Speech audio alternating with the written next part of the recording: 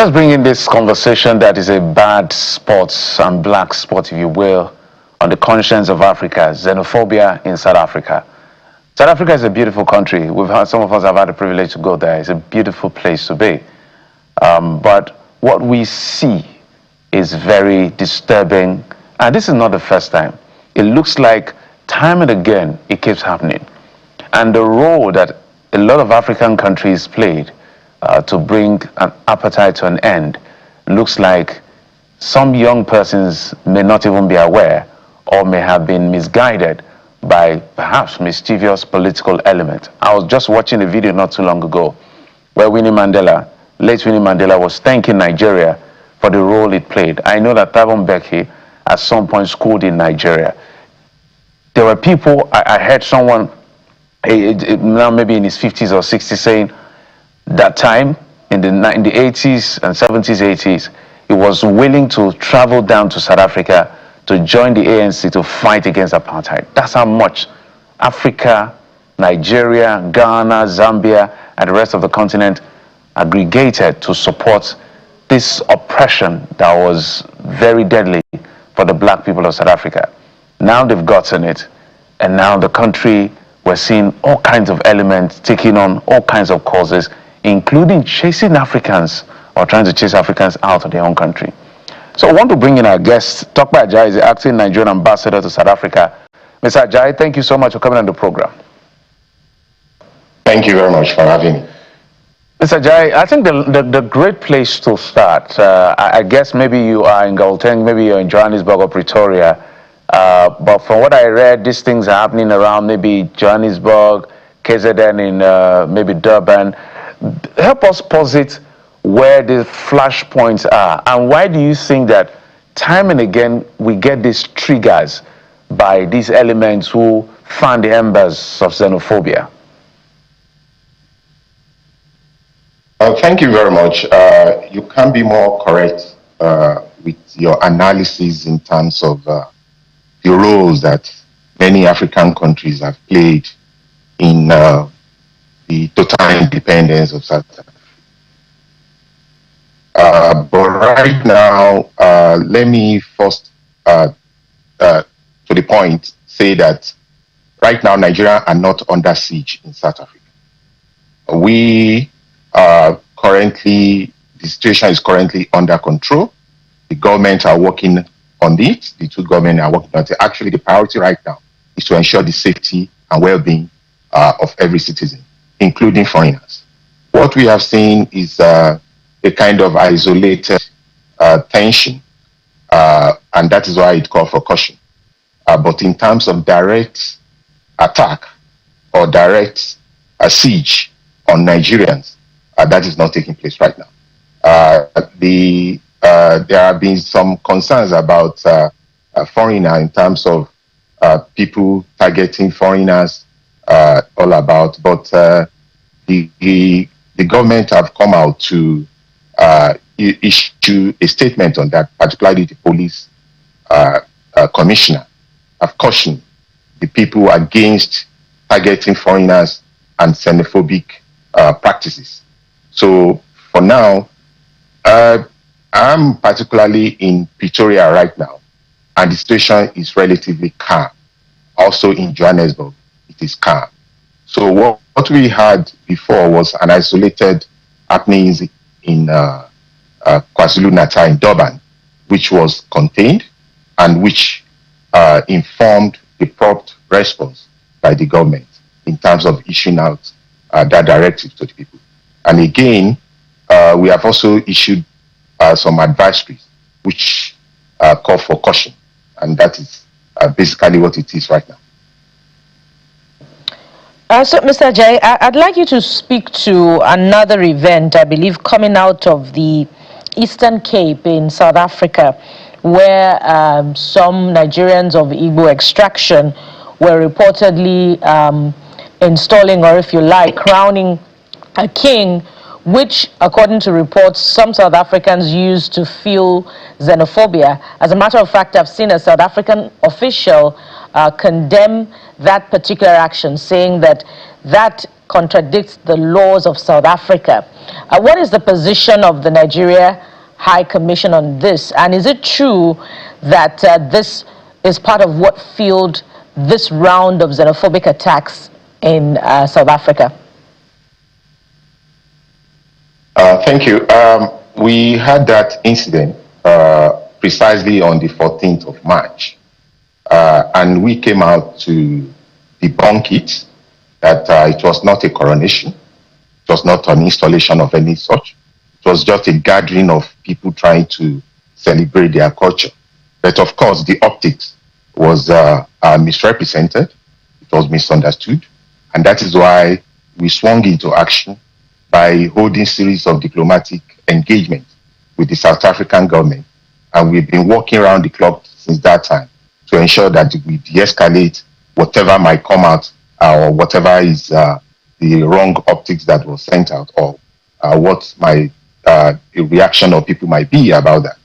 So I would not say that is a trigger, but what I would say rather is that South Africa right now is going to regional election.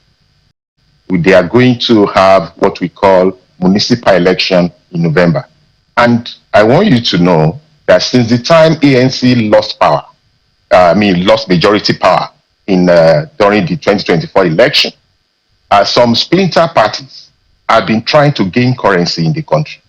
They've been trying to, latch on that to get support so that they also could find their way to the parliament. So because of the regional election coming, some political parties are feeding into things that are not necessarily volatile. So because of that, we've seen some,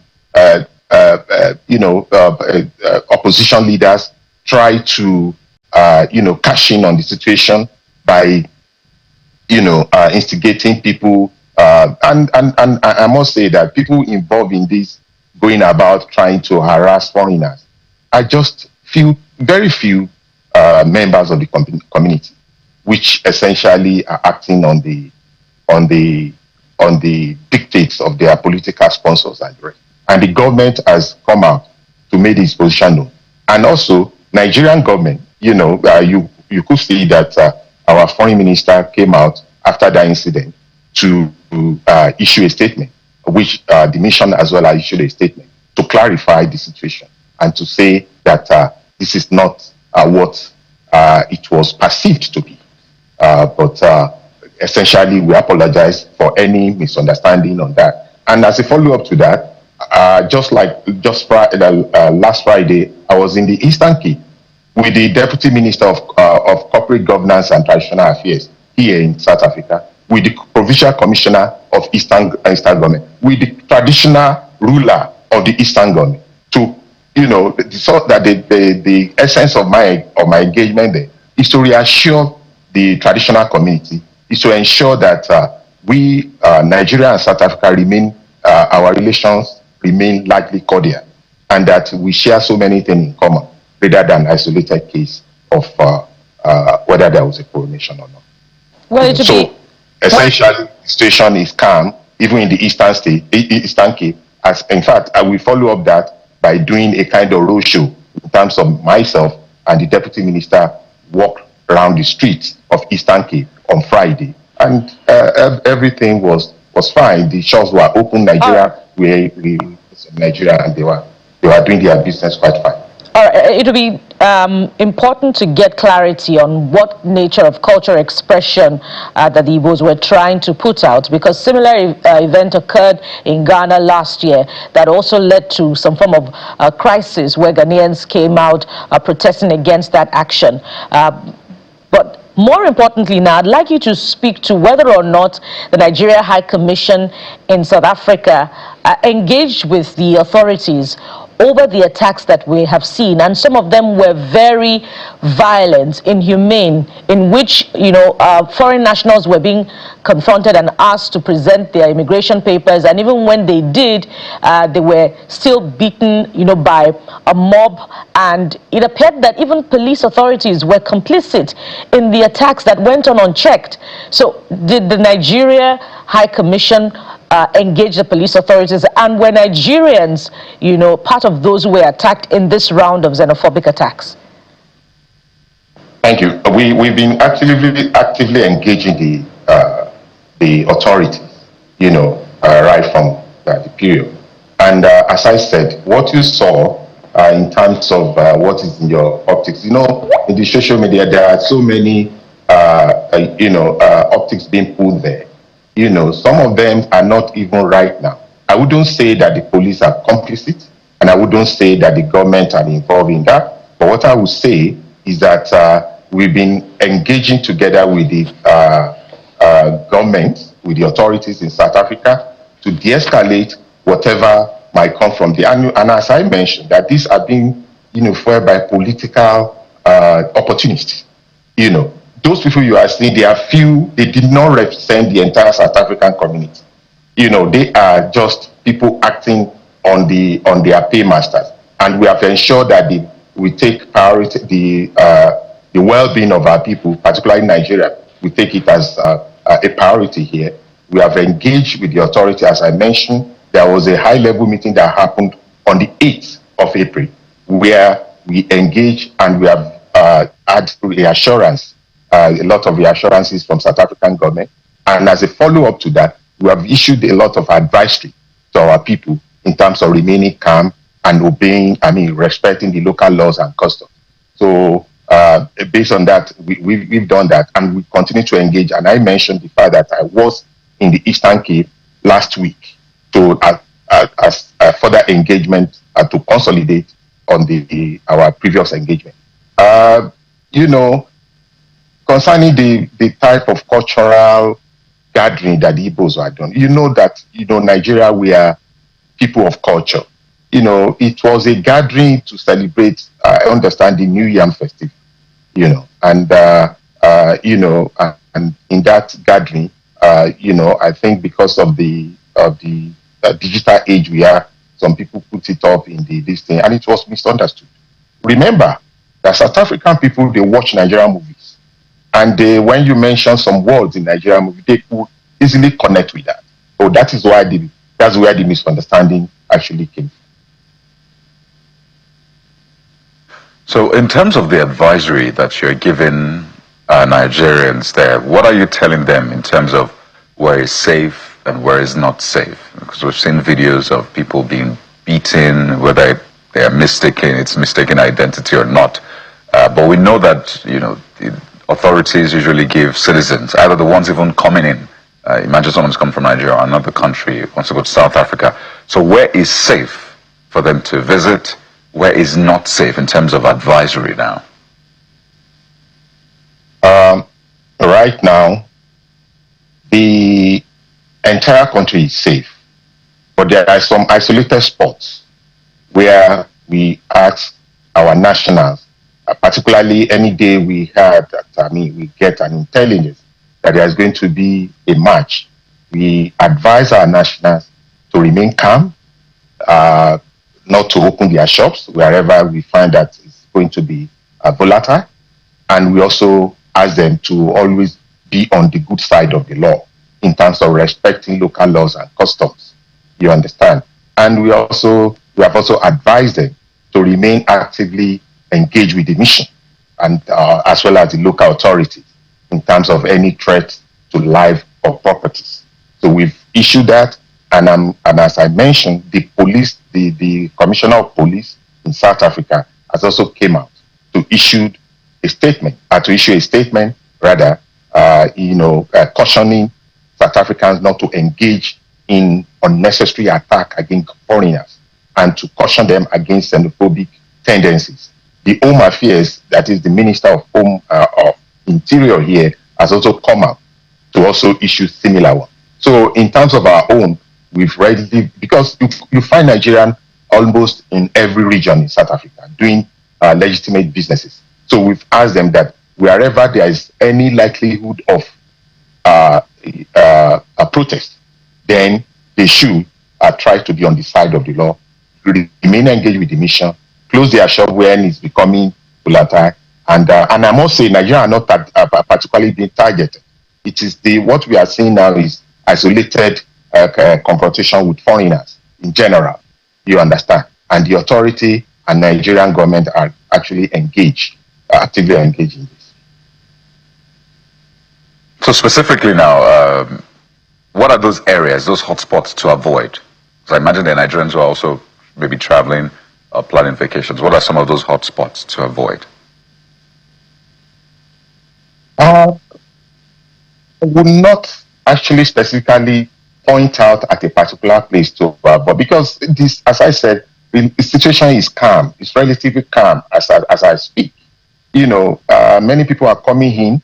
People are going to Cape Town. Even over this weekend, I heard there's going to be a Nigerian wedding in Cape Town, and the situation is under control.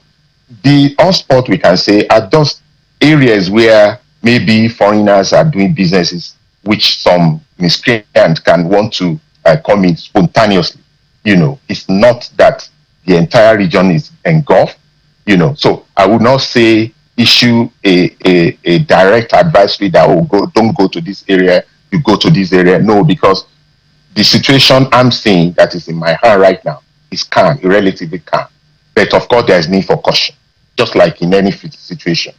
That's why we ask our people, whenever you see potential threat or anything, try to get to us. And since we have read the situation and see that it's not a direct attack on Nigeria, it's not that they are going specifically, it's some of these are few individuals that politicians are sponsoring. And as at this morning, I even understand they are holding a meeting because we had intelligence authority that there's going to be a march, they call it a march, in Pretoria tomorrow. But right now, as we speak, I'm in touch with them, and I heard that there's been a lot of disagreement with that, and they are holding a meeting to cancel that, particularly as the police commissioner has issued a statement. And I must say that then one thing I want to say, today is South African independence. And you know they call that Independence Liberation Day. So people interpret this Liberation Day in different ways. You understand? So, and you know, I will not specifically say that Nigerians should not go here, should not go there, because what I'm seeing right now is a relatively calm situation. Mr. Ajayi, we hope it stays calm so we don't get this incident happening again, because it looks like, as you said, when elections come, some of these other parties that have made its way to some prominence are beginning to see what they can do to hit up the polity to get a seat on the table. But we hope that this will be resolved as soon as possible. Tokpa Ajayi is the acting Nigerian ambassador to South Africa. Thank you, sir, for your time. We appreciate it. Thank you so much for having me.